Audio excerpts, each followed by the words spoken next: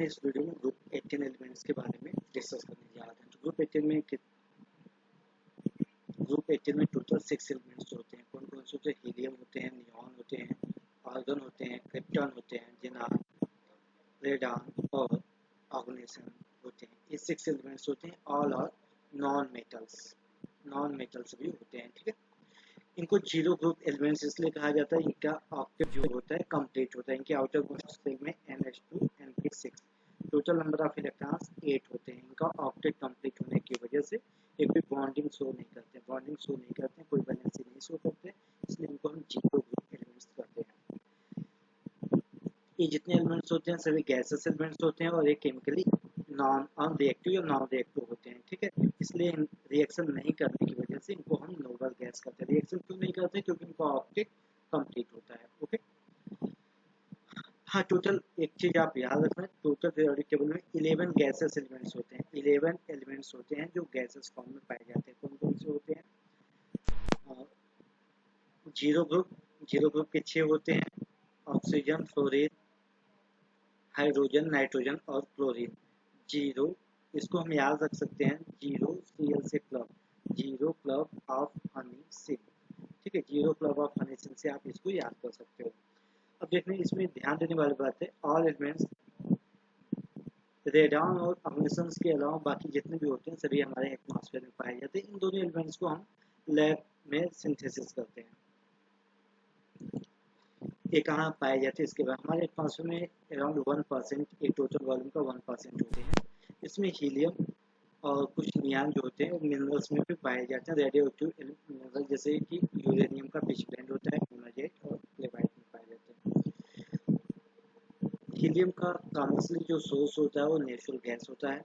और जिनान और radon rarest elements होते हैं। और रेडान को कैसे बनाया जाता है उसको देखिए। रेडान को रेडियम के ऊपर रेडियम से एक helium elements means 1 alpha particle emit होने के बाद रेडान का सिंथेसिस होता है।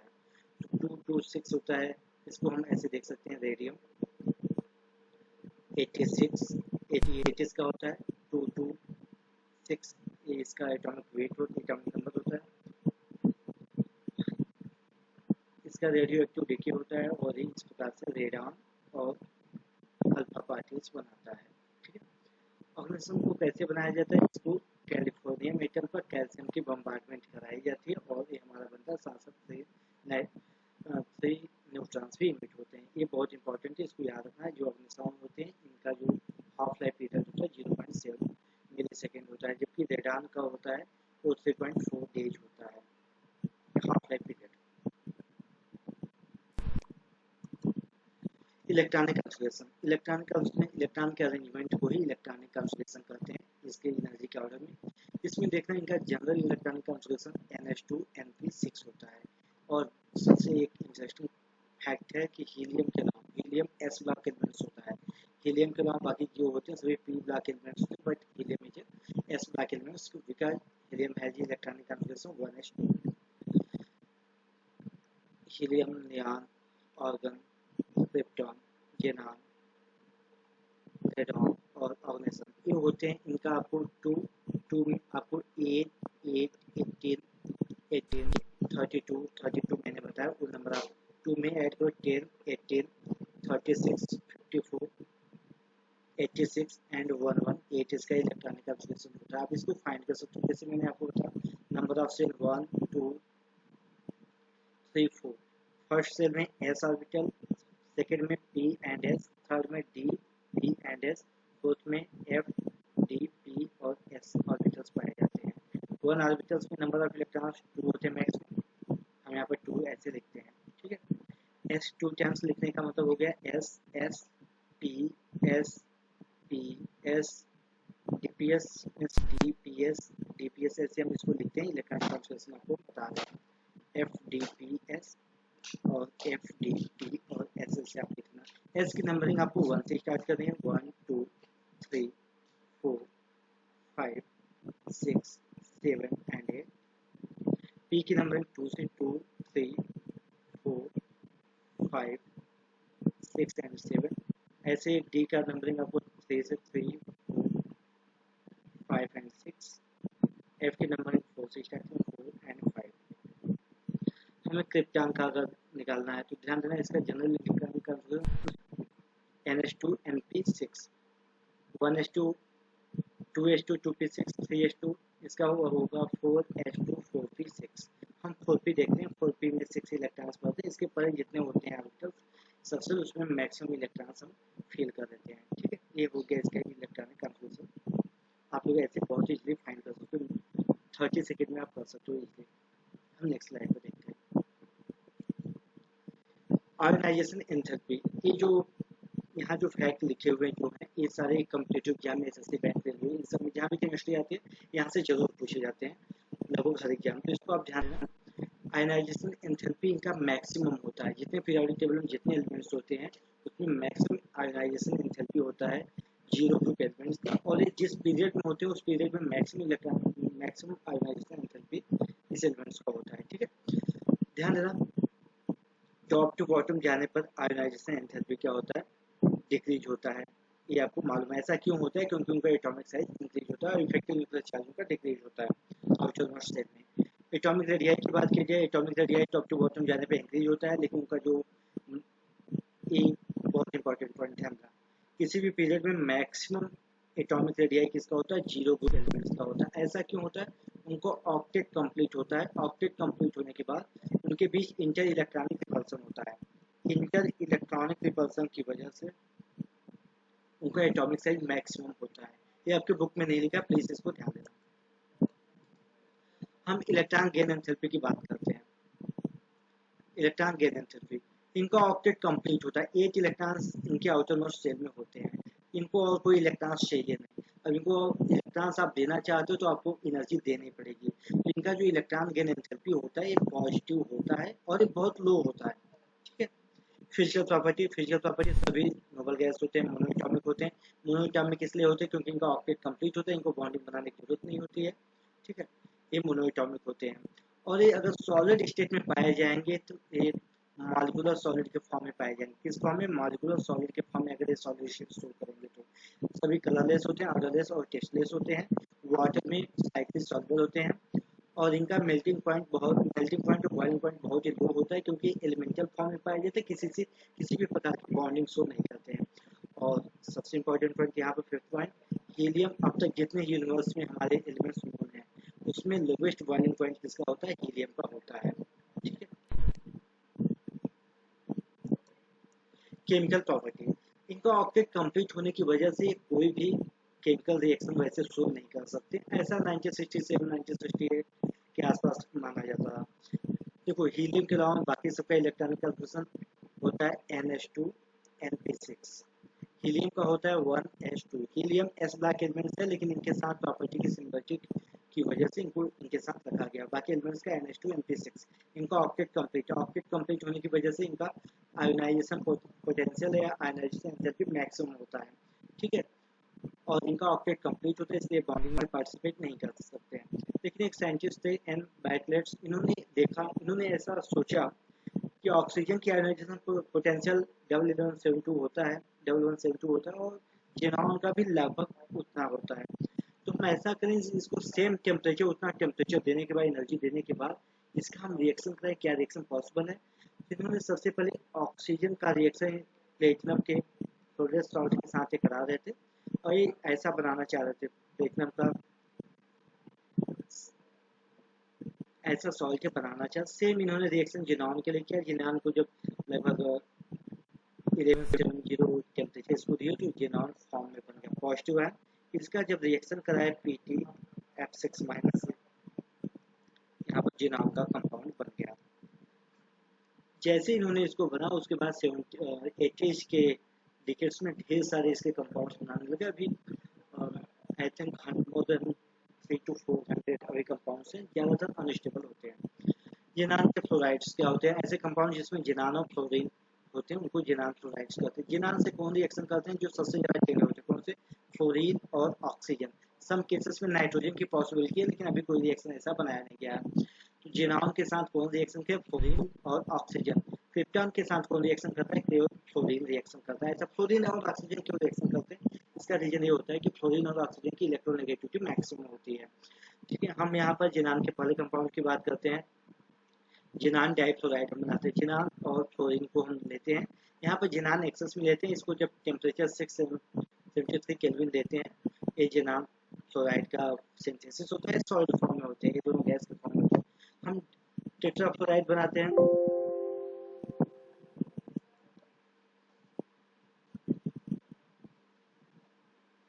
जिनान टेट्राफ्लोराइड का हम सिंथेसिस इसी प्रकार से कर सकते हैं। जिनान टेट्राफ्लोराइड में क्या करते हैं कि हम 1:5 में लेते हैं कंपाउंड और इसमें सिंथेसिस करते हैं।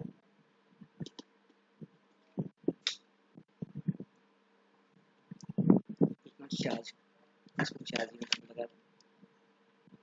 हाँ, अब देखिए, हम जिनान टेट्राफ्लोराइड की बात करते हैं। 1:5 में लेना है फ्लोरीन 5 वॉल्यूम और 1 वॉल्यूम जिनान लेना है। इसको हम 873 केल्विन और 7 बार टेम्परेचर पर 7 बार प्रेशर पर इसको सिंथेसिस करते हैं।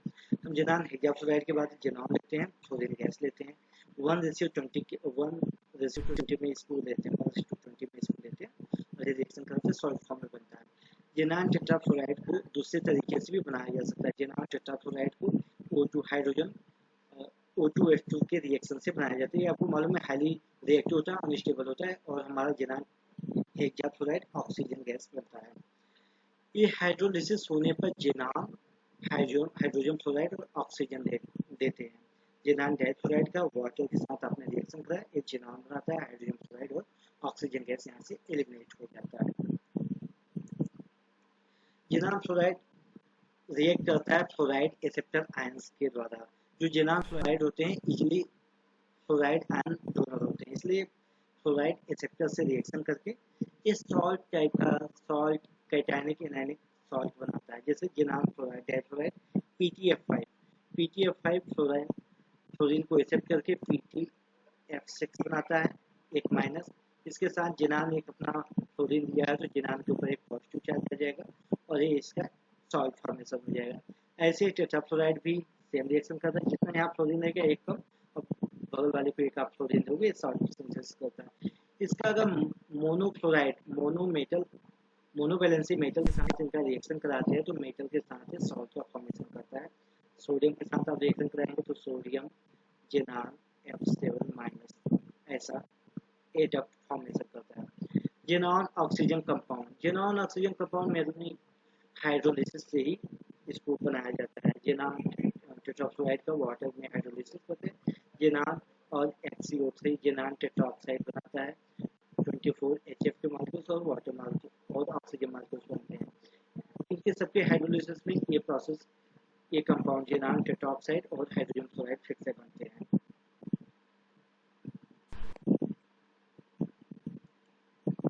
पार्शियल हाइड्रोलिसिस ये बहुत इंपॉर्टेंट है, कई बार आपके बोर्ड एग्जाम में इसको पूछा बैठा है। इसमें जिनान हेक्साफ्लोराइड का वाटर के साथ रिएक्शन कराते हैं तो ये बनता है HF सब में बनता है। इनके स्ट्रक्चर के बारे में और ज्योमेट्री के बारे में हम नेक्स्ट स्लाइड पे देखते हैं। ये जो जिनान ट्राई ऑक्साइड होते हैं ये कलरलेस होते हैं, एक्सप्लोजिव होते हैं, इसलिए ब्रेक होते हैं और पिरामिडल इनका मॉलिक्यूलर स्ट्रक्चर होता है और sp3 हाइब्रिडाइजेशन होता है। ऐसे ही XeO F4 colourless volatile liquid होता है और स्क्वायर पिरामिडल इनका स्ट्रक्चर होता है। हम यहाँ पे इनके स्ट्रक्चर हाइब्रिडाइजेशन के बारे में देखते हैं। जिनान डाइफ्लोराइड जिनका देखते हैं। जिनान के आउटर मोस्ट शेल में 8 इलेक्ट्रॉन, फ्लोरीन के आउटर मोस्ट शेल में 7 इलेक्ट्रॉन। 2 फ्लोरीन है तो 2 कितना हो जाएगा 8 14 22 हो जाएगा। 8 से ज़्यादा इलेक्ट्रॉन्स होने पर 8 से आप डिवाइड करोगे 8 2 जा 16 6 बचेगा, जो रिमेनिंग होगा उसमें आप 2 से डिवाइड करोगे 3 आएगा। 2 बॉन्ड पेयर 3 लोन पेयर। इसका शेप कुछ इस प्रकार से होगा।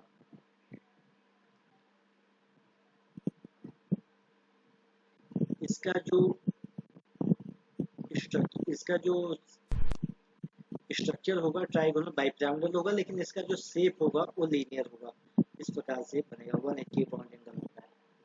XeF4 की बात करते हैं, इसमें sp3d2 हाइब्रिडाइजेशन होता है। कैसे होता है इसको देखते हैं। जिनान के आउटर मोस्ट शेल में 8 इलेक्ट्रॉन, फ्लोरीन के साथ 4 फ्लोरीन और कितना 8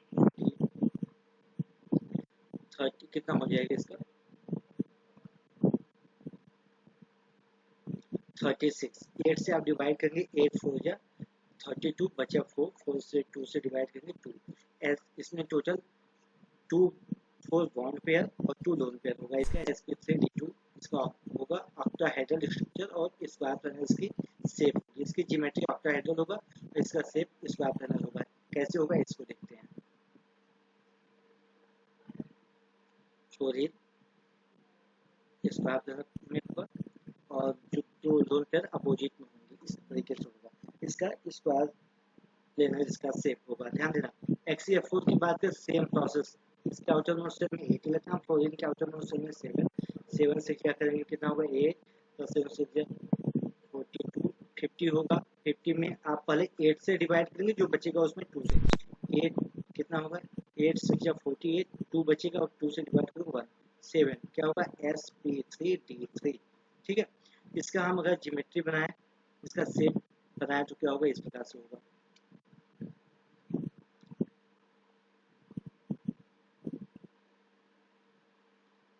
बॉन्ड पेयर यहाँ पर पेंटागोन बाइग्रामल इसका ज्योमेट्री होगा। फ्लोरीन यहाँ पर होंगे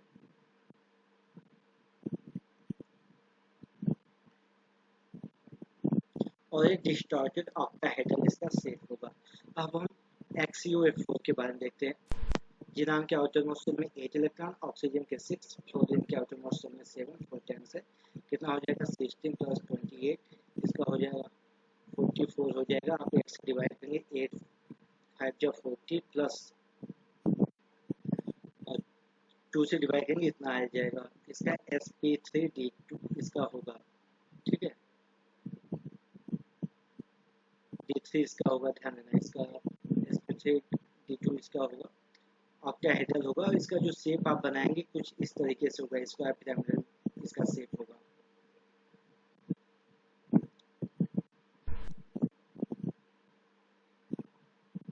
फ्लोरीन और यहाँ पर ऑक्सीजन यहाँ पर लोन पेयर हो जाएगा। फ्लोरीन कॉर्नर पर आप ऐसे लगा देंगे। XeO3 का जो होगा टेट्राहेड्रल इसका ज्योमेट्री होगा, पिरामिडल शेप होगा। इसका अमोनिया जैसा बना देना। ठीक है, तो नेक्स्ट स्लाइड पे चलते हैं। यूजेस, इनके यूज यहाँ से भी प्रॉब्लम पूछे जाते हैं। हीलियम नॉन फ्लेमेबल गैस होता है, लाइट गैस होता है, इसलिए इसका यूज क्या होता है बलून के फिलिंग के लिए होता है, मेटल ऑब्जर्वेशन के लिए होता है। मतलब बलून में इसको गैस को फिल करके इसको जो मेट्रोलॉजिकल डिपार्टमेंट वाले होते हैं इससे स्टडी करते हैं। इसका यूज गैस को न्यूक्लियर रिएक्टर में होता है, एज ए कूलेंट के रूप में इसका यूज होता है। साथ साथ जितने भी क्रायोजेनिक रिएक्शन होते हैं, जहाँ पर लो टेम्परेचर पर जो रिएक्शन किया जाता है वहाँ पर हीलियम का यूज किया जाता है। हीलियम आपको मालूम है लोवेस्ट बॉइलिंग पॉइंट का एलिमेंट्स होता है। इस पीरियोडिक टेबल में जितने एलिमेंट्स होते हैं सबसे लोवेस्ट बॉइलिंग पॉइंट हीलियम का होता है। इसके अलावा एमआरआई में इसका एनएमआर में इसका यूज होता है, एमआरआई में भी इसका यूज होता है मेडिसिन में।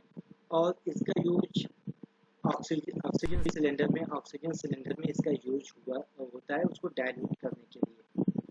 20% से ज़्यादा हीलियम का यूज होता है। ठीक है, नियॉन का यूज बोटेनिकल गार्डन में होता है और ग्रीन हाउस गैसेस में बल्ब के रूप में इसका यूज होता है। आर्गन का मेनली यूज होता है इनर्ट एटमॉस्फेयर के लिए और हाई टेम्परेचर मेट्रोलॉजिकल रिएक्शन के लिए इसका यूज होता है, जैसे वेल्डिंग के लिए इसका यूज होता है। इसका यूज लेबोरेटरी में भी किया जाता है क्योंकि ये एयर सेंसिटिव होते हैं। ठीक है, ध्यान देना इसका कोई बाकी जेनॉन और क्रिप्टन का कोई मेन यूज नहीं होता है। ये रहा हमारा ग्रुप 18 एलिमेंट्स का और हम नेक्स्ट वीडियो में सॉल्यूशन के बारे में यहाँ बताने